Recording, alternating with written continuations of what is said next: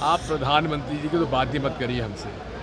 इतना झूठ बोलने वाला फैक्ट्री हमने नहीं देखा अपना जीवन में। रोज नई झूठ बोलते हैं और उसको हम लोग साबित करें झूठ, उसके पहले दूसरी झूठ बोल देते हैं। आप लगातार कर रहे हैं, कल 5वां जीत गए हम लोग तो 300 पार, हम लोग 300 पार हो चुके हैं। नमस्कार, आप देख रहे हैं दर्श न्यूज। मैं हूं दिव्यांशु। कांग्रेस के वरिष्ठ नेता, दिग्गज नेता, मध्य प्रदेश के सीएम रह चुके हैं दिग्विजय सिंह ने पीएम नरेंद्र मोदी पर बड़ा हमला बोला है।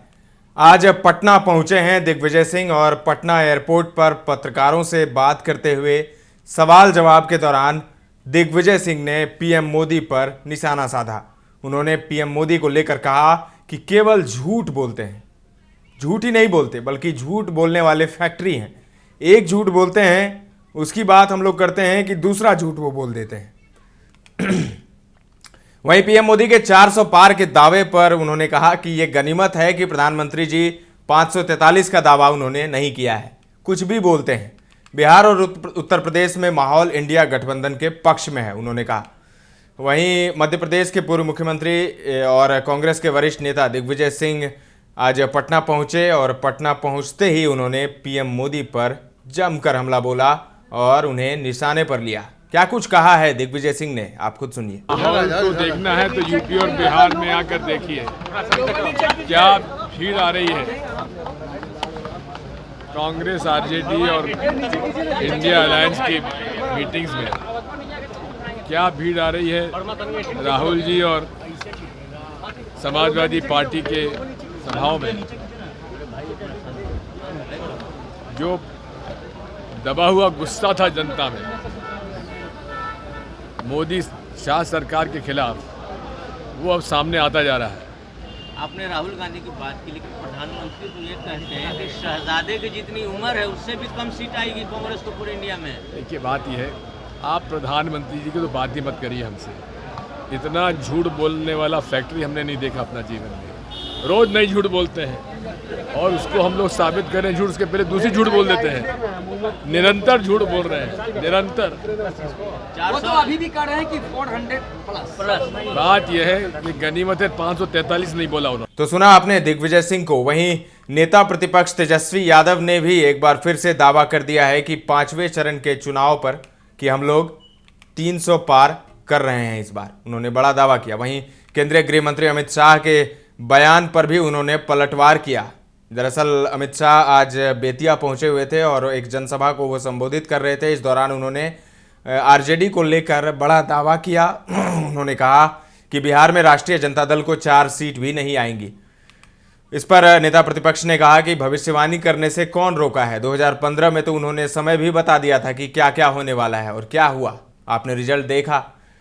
अमित शाह जी, आप बोलते रहिए, सब कुछ उल्टा होगा। प्रधानमंत्री के बयान पर भी कि शहजादे को उनकी उम्र से भी कम सीटें आएंगी। उन्होंने कहा कि 34 से 35 साल उम्र है, आप समझ लीजिए कि कितनी सीट आएंगी। तो तेजस्वी यादव ने क्या कुछ कहा है पटना एयरपोर्ट पर पत्रकारों से, सुन लीजिए। किसी को कोई रोका है भविष्य करने से? बिहार में तो 200 पार कर रहे थे। बिहार के 15 में तो भविष्यवाणी बता देते इतने बजे जो है बीजेपी का 15 में वोट लेने जाएगा। उसके बाद क्यों पूछे कि आप जो बिहार में आके कहते हो वही उल्टा होता है। अच्छा अमित शाह जी, ऐसे ही कहते रहिए ताकि उल्टा होता है। झारखंड गए तो पीएम वहाँ भी आपको याद कर रहे थे। पता नहीं, पीएम ने कहा कि शहजादे की जितनी उम्र है उससे ज्यादा सीटें नहीं आने जा रही, उससे कम ही सीटें आएगी। अच्छा, शहजादे का उम्र है 34-35 साल चल रहा है। चलो एक आध कम कर दो। लोग को बिहार का सीट नहीं पता होगा। कल 5वां फेज का चुनाव है, क्या देखते हैं आप लगातार कर रहे हैं, कल 5वां फेज जीत गए हम लोग तो 300 पार, हम लोग 300 पार हो चुके हैं। तो सुना आपने डिप्टी सीएम, माफ कीजिएगा, पूर्व डिप्टी सीएम तेजस्वी यादव को पीएम मोदी पर हमला बोला। केंद्र की बीजेपी सरकार पर उन्होंने हमला बोला। साथ ही उन्होंने दावा किया कि 300 सीट हम लोग पार कर गए हैं। तो राजनीतिक माहौल गर्म है, चुनाव की सरगर्मी तेज है। 5वें चरण का चुनाव कल होना है। 5 सीटों पर मतदान होंगे, जिसमें से हाजीपुर, और सारण है एक सीट, मुजफ्फरपुर है, सीतामढ़ी है और मधुबनी है। 5 सीटों पर कल मतदान होने हैं और उससे पहले सियासी पारा चढ़ा हुआ है। अब 4 तारीख को नतीजे आएंगे, तब पता चल जाएगा कि 300 पार या 400 पार के नारे किनके सच होते हैं।